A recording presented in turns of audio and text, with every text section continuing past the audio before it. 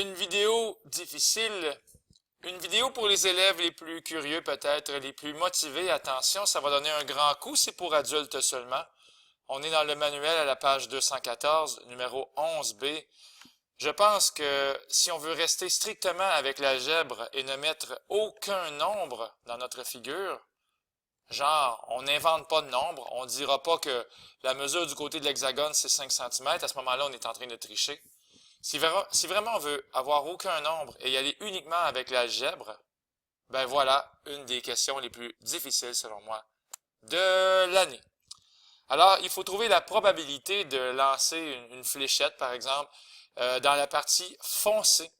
Alors, au début, ça peut peut-être sembler amusant. Tout ce qu'on devrait faire, c'est que la probabilité, il suffit de calculer l'air foncé. Donc, l'air foncé sur l'aire total. Et ici, ben, on parle ici d'un hexagone. Donc, l'aire de l'hexagone. Alors, pendant les prochaines minutes, c'est ça que je vais faire. Je vais calculer l'aire de ce qui est enfoncé et l'aire de l'hexagone et calculer la probabilité en divisant. Ouais, ça a l'air donc assez simple, mais attention, le petit bonhomme, il est pas sûr encore comment qu'on va faire ça. Alors, on commence. J'ai pris le même dessin, j'ai inventé un cercle. Il n'est pas à l'intérieur, il est plutôt à l'extérieur. C'est donc un cercle circonscrit. Et le rayon du cercle, étant donné tantôt que j'ai dit que je voulais pas vraiment de nombre, on y va avec l'algèbre et je proclame que c'est un cercle de rayon R. Ici, c'est toi. Ici, c'est le rayon de mon cercle.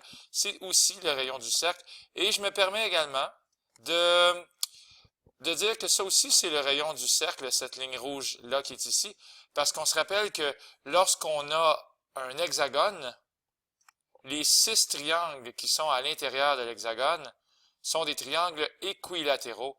Donc, on a des côtés qui sont tous isométriques, par exemple. Je pourrais m'amuser ici à faire des guillotines, des guillotines, des guillotines, pas pour couper des têtes, mais pour montrer que j'ai effectivement le droit de mettre R, R et R. Pourquoi pas? C'est toi le rayon du cercle.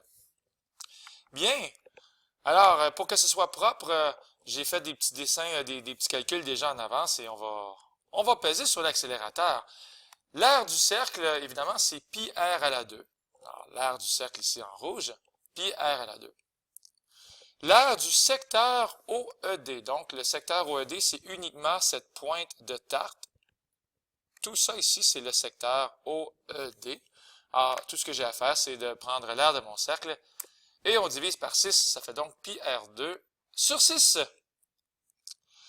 Ensuite, c'est bien, on a trouvé l'aire du secteur. On va aussi vouloir trouver l'aire uniquement du triangle qui est ici.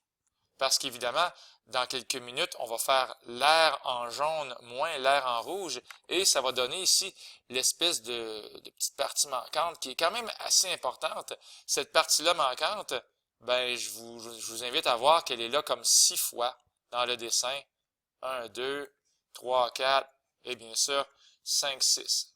Donc, c'est ça, à moyen terme, notre projet de vie, c'est l'aire du secteur, pi r2 sur 6, moins l'aire du triangle, on va la trouver bientôt, et le petit morceau qui reste, donc fois 6 pour trouver pas l'aire de la cible, mais l'aire de ce qui n'est pas la cible, donc ce qui n'est pas foncé. OK.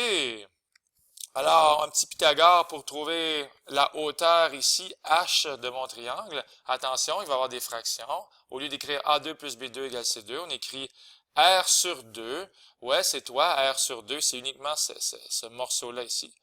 R sur 2 à la 2 plus h à la 2 égale l'hypoténuse ici, donc R à la 2. Donc, je l'ai écrit pour être gentil, mais dans le fond, tout est déjà écrit, donc je suis gentil 2 fois plutôt qu'une. Attention, R sur 2 à la 2 va donner R2 sur 4. Et nous, ce qu'on cherche, évidemment, c'est la hauteur. On va l'exprimer en fonction du rayon. Alors, c'est parti. On envoie le terme R2 sur 4 de l'autre côté.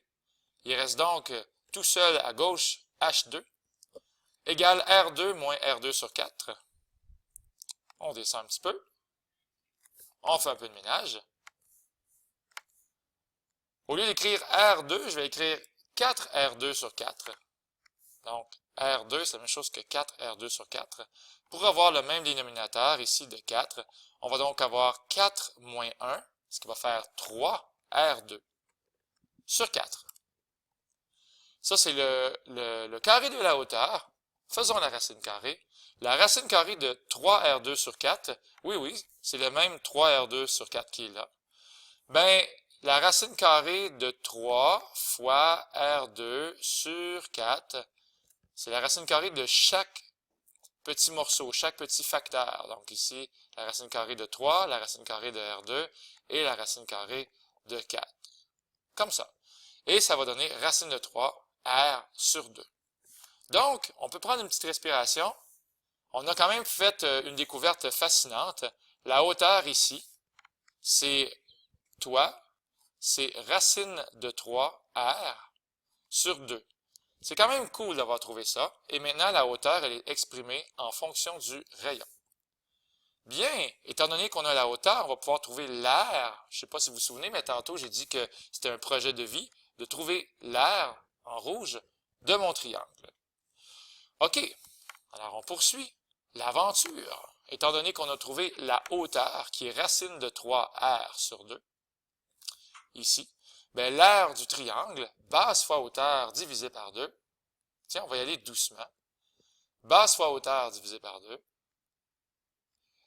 La base, ben, c'est R. La hauteur, racine de 3R sur 2. Tout ça divisé par 2. Alors, qu'est-ce que ça va donner? Ben, ça va donner tout simplement racine de 3R à la 2. Ouais, ce qui s'est passé ici, c'est comme si j'avais R sur 1. Donc, on multiplie en haut, on multiplie en bas. En bas, 1 fois 2, ça fait 2. Et en haut, les numérateurs, R fois racine de 3, ben, ça fait racine de 3R à la 2. Tout ça divisé par 2. Finalement, lorsqu'on divise par 2 et on divise encore par 2, c'est comme si on divisait par 4. Voici l'aire de mon triangle, racine de 3R2 sur 4. On est vraiment au monde merveilleux de l'algèbre, n'est-ce pas? OK. L'aire du triangle, et pourquoi pas l'aire de l'hexagone au complet en faisant x6, parce qu'il y a 6 triangles. Ben, il y a 6 triangles, pareil comme le triangle OED. Alors, il y en a 6, des triangles comme le OED, tantôt je les avais dessinés. Alors, si on fait x6, ben, pas de panique, ça va donner 6 fois ce qui est écrit ici, racine de 3R2 sur 4. Alors maintenant, il est là, 6 fois racine de 3R2 sur 4. Et bien sûr, on n'est pas complètement étranger que 6 et 4, ça se simplifie. 3 et 2. Donc, l'aire en tout de mon hexagone, tout, là, ben c'est 3 racine de 3 R2 sur 2. Tout simplement. Bon, tantôt, je vous avais parlé de l'espace ici, là, l'espace qui restait. Je pense que je vais plutôt aller vous le remontrer gaiement. Donc, l'espace qui restait, l'espace qui est ici, on va faire l'aire du secteur, qui est pi R2 sur 6, moins l'aire du triangle qu'on vient de trouver, qui est racine de 3 R2 sur 4. Ça va nous donner l'espace pâle. Alors, c'est parti. L'aire du secteur moins l'aire du triangle. Donc, pi R2 sur 6, on le voit un petit peu, ici, pi R2 sur 6, moins racine de 3 R2 sur 4. Alors, c'est vraiment ça ici que j'ai fait. Le secteur moins le triangle. Et étant donné que des petites parties pâles, des petites parties pâles comme ça, j'en ai 6, comme j'ai montré tantôt, 1, 2, 3, 4, 5, 6, ben je vais faire x6 pour avoir l'ensemble de tout ce qui est pâle dans mon dessin de base. Alors, c'est parti, je vais faire tout simplement ceci. Alors, je cherche ma souris. Je vais faire ceci, pi R2 sur 6, moins racine de 3 R2 sur 4, fois 6. Bon. Voilà, j'ai trouvé ma souris. Alors, voilà ce que ça donne. Ça donne 6 fois pi R2 sur 6 moins racine de 3 R2 sur 4. Le 6 va aller dire bonjour à chaque terme. Voilà, c'est fait. Donc, ça fait 6 pi R2 sur 6 et 6 racine de 3 R2 sur 4. Et lorsqu'on simplifie en passant, les 6 vont mourir ensemble. Il va rester pi R2 moins 6 et 3, ce qui fait 3 demi. Donc, 3 racine de 3 R2 sur 2. Ça, c'est l'aire des 6 espaces pâles. Et on poursuit.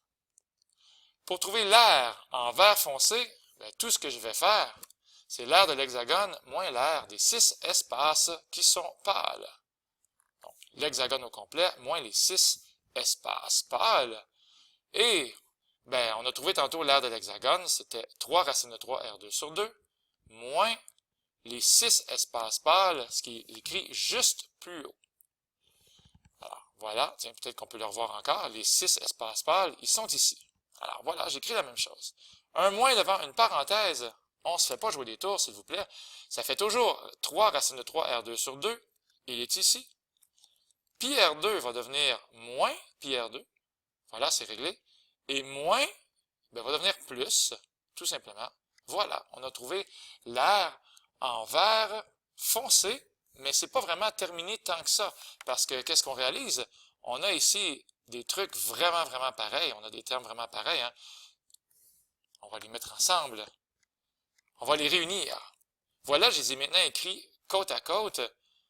Et en plus, on a le même dénominateur. 3 demi plus 3 demi, ça va faire 6 demi. Et sûrement que ça va se simplifier en plus. Donc, 6 demi, racine de 3 R2. Toujours moins pi R2. Il est là, moins pi R2. Et 6 demi, bien sûr, ça fait 3 entiers. Donc, l'aire enfoncé, 3 racine de 3 R2 moins pi R2. Alors, je ne sais pas si vous vous souvenez, mais au tout début de la vidéo, j'ai dit que pour trouver ma probabilité, tout ce que j'avais à faire, c'était l'aire qui était enfoncé. Donc, l'aire foncé sur l'aire de l'hexagone. Ben, devinez quoi? On a déjà tout trouvé ça.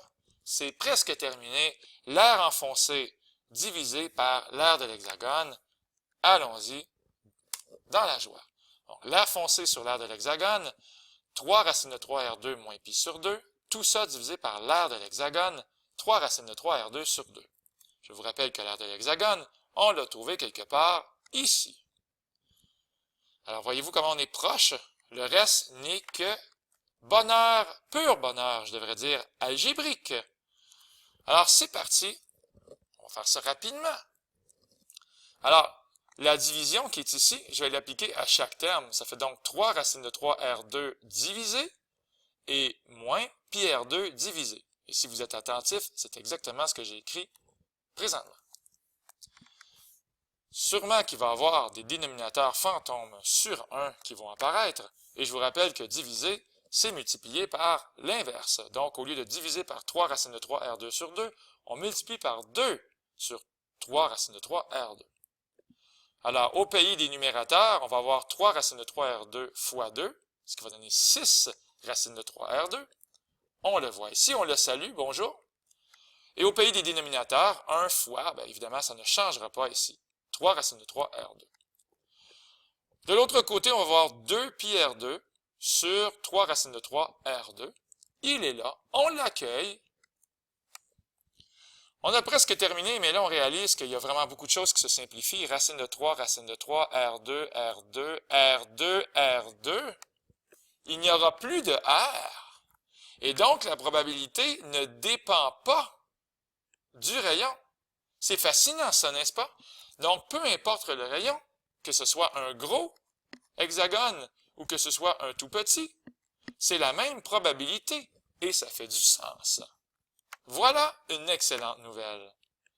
Lorsqu'on va voir donc tout simplifier, il devrait rester tout simplement 2. Oui, ça ici, ça fait 2.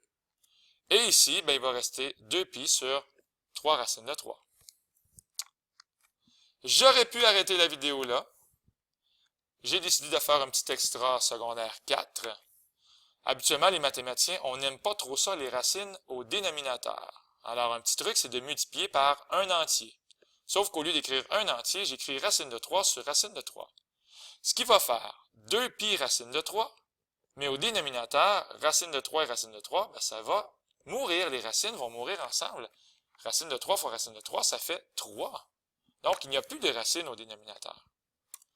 En fait, ça va donner, pour terminer, ceci. 2 moins 2pi racine de 3 sur 9. Alors, je vous invite à voir que tout ça, ça fait 9. Tout ça, le dénominateur. Ça fait 79%. Voilà!